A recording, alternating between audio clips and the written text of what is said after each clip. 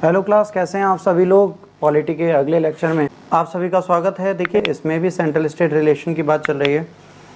Federal in nature हैं, उसके बाद भी हमारे यहाँ सेंट्रल स्टेट में पावर्स का इक्वल डिवीज़न किया गया है, पावर दी गई है सेंट्रल को भी और स्टेट को भी।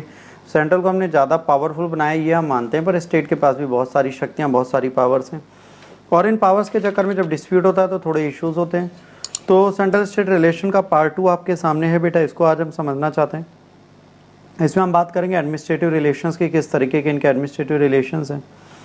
तो एडमिनिस्ट्रेटिव रिलेशंस के लिए 245 ये सारे आर्टिकल जो हैं इन सब के बारे में बात होगी। इन सब के बारे में बात करेंगे। आर्टिकल आप एज इट इज़ याद कर लीजिएगा, उसको समझाने की जरूरत है नहीं, बहुत स्ट्रेट है। अब यहाँ पर बात ये की गई है, जब भी पावर की बात करते हैं तो भाई दो चीज़ें होती हैं। पहली ये होती है, ऐसे कुछ मैटर्स होते हैं बेटा जिनको, जैसे मान लीजिए सेंट्रल है और स्टेट है। सेंट्रल के पास कुछ लिस्ट दी गई है और कुछ स्टेट के पास लिस्ट दी गई है। दो सेंट्रल के पास लिस्ट है, उसमें पावर ऑफ लेजिस्लेशन सिर्फ सेंट्रल का होगा, जो होगी यूनियन लिस्ट। ठीक है। इसके बाद कुछ ऐसी चीज़ें हैं, exercise of rights, authority, jurisdiction, treaty और एग्रीमेंट है ना, executive power of state, extend territory in respect of matter which state legislature. तो ये क्या है, ये सारे सब्जेक्ट्स जो हैं स्टेट लिस्ट से निकलते हैं, तो ये स्टेट की पावर होगी। भाई हमने पावर को डिस्ट्रीब्यूट किया था। इसी तरह कुछ ऐसे होते हैं जो दोनों के बीच में आते हैं, तो उसे कंकरेंट लिस्ट में डाल रखा है। यहाँ पर सारी शक्तियाँ इन लोगों के पास होती हैं कि कॉन्स्टिट्यूशन पार्लियामेंट का है, तो यहाँ सारी पावर किसको दे दो, यहाँ सारी पावर सेंट्रल स्टेट दोनों के बाद में इक्वली रख दो कि आपकी भी ज्वाइंट रिस्पॉन्सिबिलिटी और आपकी भी ज्वाइंट रिस्पॉन्सिबिलिटी। इसके बाद obligation of state and central. यहाँ पे कुछ सारे रिस्ट्रिक्शंस भी लगते हैं। देखिए, एक चीज़ पहली है कि स्टेट और पार्लियामेंट में कौन सुपीरियर है एग्जीक्यूटिव पावर के लिए। जाहिर सी बात है, सेंट्रल पार्लियामेंट ज़्यादा सुपीरियर है, तो ये कोई भी लॉ बनाएगा तो उसको स्टेट को फॉलो करना पड़ेगा। और अगर वो कोई भी प्रेजुडिस लगाता है, कोई भी प्रॉब्लम देता है कि वो कहता है कि भाई हम इसे इम्पेयर नहीं करेंगे, तो ये भी कहीं ना कहीं रिस्ट्रिक्शंस है, इसको करना पड़ेगा, वो हैम्पर नहीं कर सकते। एग्जीक्यूटिव पावर जो सेंटर की है उसको चेंज नहीं कर सकते, आपको ये चीज़ करनी ही पड़ेगी, ये ध्यान रखिए। तो जाहिर सी बात है, दोनों जगह इनके ऊपर रिस्ट्रिक्शंस लगे। दोनों केसेस में सेंट्रल को हमने ज़्यादा पावर दे रखी है कि सेंट्रल ज़्यादा ताकतवर है और इसको आप बिल्कुल डिनाई नहीं कर सकते। इसके बाद सैंक्शंस लगे कुछ चीज़ में। 365 कहता है कि अगर स्टेट सेंट्रल की कोई भी बात मानने से मना कर देता है और कुछ भी कर सकता है, तो लॉफुल हो जाता है प्रेसिडेंट के लिए कि उस सिचुएशन जो अराइज हुई इसको होल्ड करे और उसके बाद फिर वो अपने अकॉर्डिंग वहाँ पे सारे प्रोविज़न चलाए। मतलब वहाँ पर स्टेट में फिर प्रेसिडेंट रूल लग सकता है, एक तरीके से इमरजेंसी की सिचुएशन आ जाती है उस जगह पर, और वहाँ पर अगर एडमिनिस्ट्रेटिव फंक्शनिंग फ्लॉप होती है तो गवर्नमेंट प्रेसिडेंट रूल लगा सकती है। सेंट्रल स्टेट रिलेशन की बात करेंगे तो जाहिर सी बात है कुछ मैटर स्टेट के हैं, बट उसमें सेंटर को भी काम दिया जाता है करने के लिए सेंट्रल के गाइडेंस पे। पहला, construction and the maintenance of the means of communication.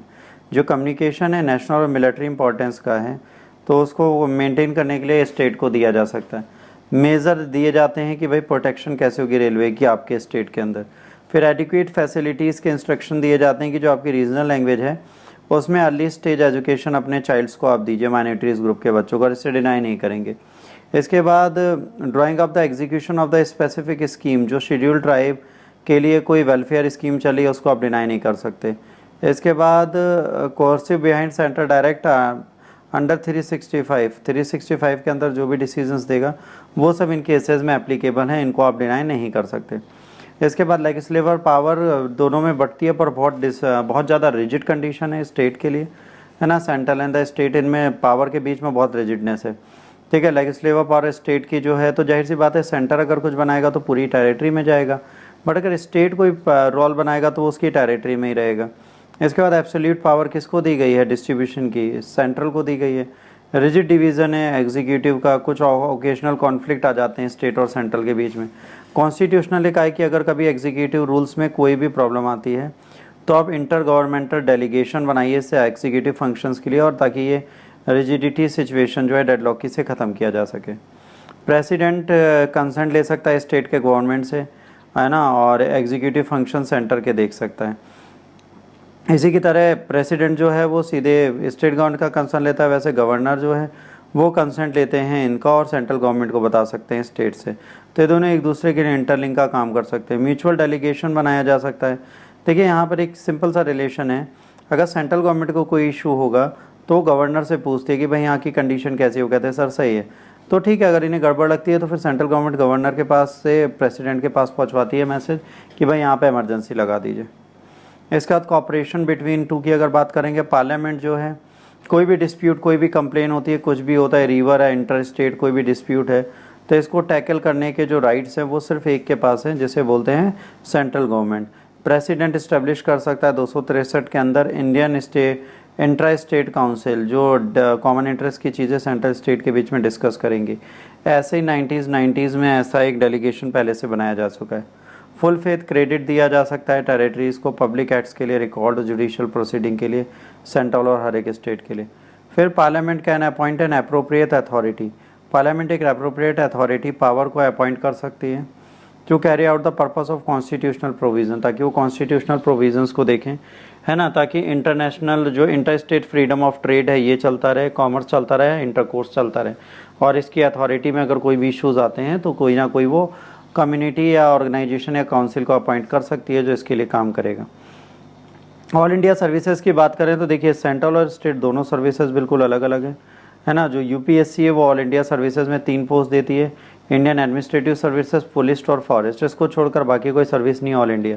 और इसमें टॉप पोजीशन होती है, ऐसे स्टेट सर्विसेज होती है, इसमें भी टॉप पोजीशंस होती हैं। तो ये लोग सेंट्रल स्टेट दोनों में अपने टर्न वाइज टॉप पोजीशंस ले सकते हैं।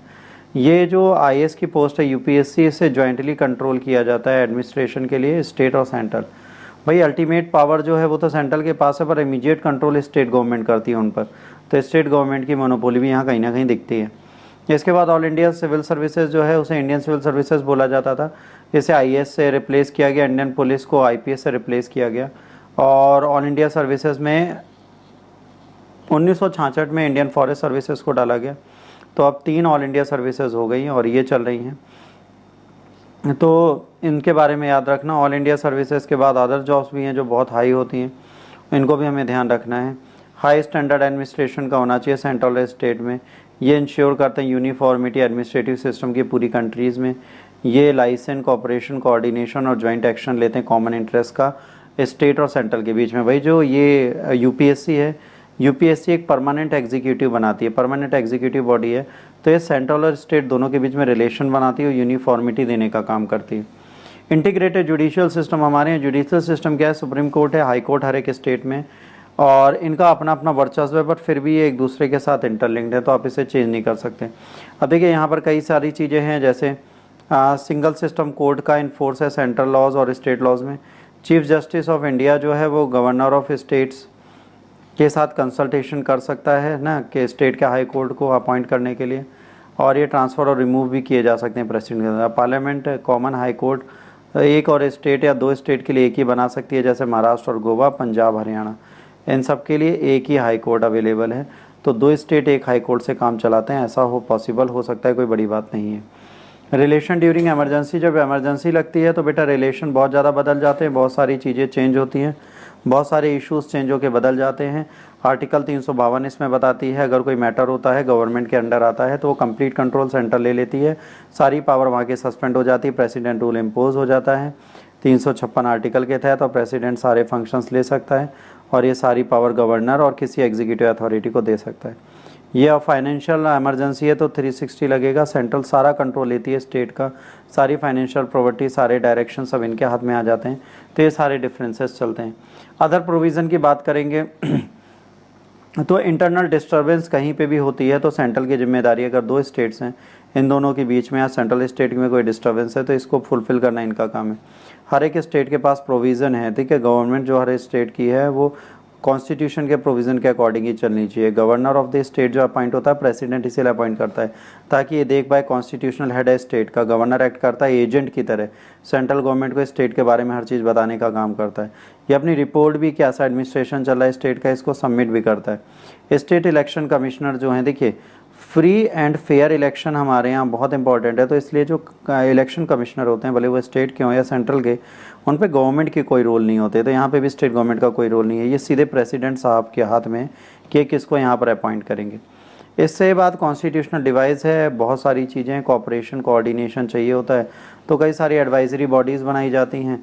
नॉन कॉन्स्टिट्यूशनल बॉडी में नीति आयोग है जो काम करती है, नेशनल इंटीग्रेशन काउंसिल है, national council for health and family welfare है, central council for local government है, जोनल काउंसिल है, नॉर्थ ईस्टर्न काउंसिल है, the central council for Indian medicine है, the central council for homeopathy है, transportation development council है, university grant commission है। तो ये सभी सेंट्रल स्टेट के बीच में रिलेशन बनाते हैं। इसके बाद गवर्नर्स कॉन्फ्रेंस होती है, चीफ मिनिस्टर कॉन्फ्रेंस होती है, चीफ सेक्रेटरीज कॉन्फ्रेंस होती है, कॉन्फ्रेंस ऑफ इंस्पेक्टर जनरल आईजीज़ की होती है, चीफ जस्टिस कॉन्फ्रेंस होती है, कॉन्फ्रेंस ऑफ वाइस चांसलर होती है, होम मिनिस्ट्री कॉन्फ्रेंस होती है, लॉ मिनिस्टर कॉन्फ्रेंस होती है। सारी कॉन्फ्रेंस भी दिखाती है कि सेंट्रल स्टेट के रिलेशन स्ट्रॉन्ग है और यूनिफॉर्मिटी बनी रहे। आज इस लेक्चर में इतना ही, अगले लेक्चर में इसके आगे पढ़ेंगे। लेक्चर अच्छा लगा तो लाइक शेयर सब्सक्राइब करना ना भूलें। तब तक के लिए जय हिंद, वंदे मातरम, God bless you all, take care.